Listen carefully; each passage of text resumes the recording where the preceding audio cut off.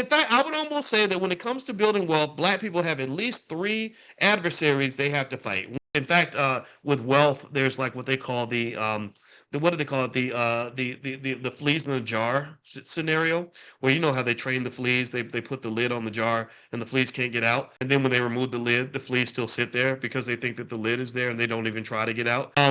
And so that fear, that fleas in the jar scenario pops out a lot when it comes to black wealth and investing. You have that fear of moving because you think that there's a lid on the jar when there is no lid. For example, there is no whites only sign on the stock market, but there are a lot of black people who are still afraid to invest in the stock market because you're sort of filled with all these traumatic stories about black people losing all their money. And then after you deal with the fleas in the jar issue, you got to deal with crabs in a barrel. Crabs in a barrel is where when you do decide, hey, I want to fly out of this jar, then you got the crabs pulling you back in, right? You got to deal with some of the traumatized people in your own family, people in your own community, sometimes your own friends, sometimes your own partner that really doesn't want to see you fly because your success reminds them of their failure. And then they say, Negro, who do you think you are? You think you're better than the rest of us? And so they make themselves feel better by doing what they can to make sure that you fail. And then after that, there might be what you call the sharks in the water, which is after you finish dealing with your own fear, you don't fault yourself,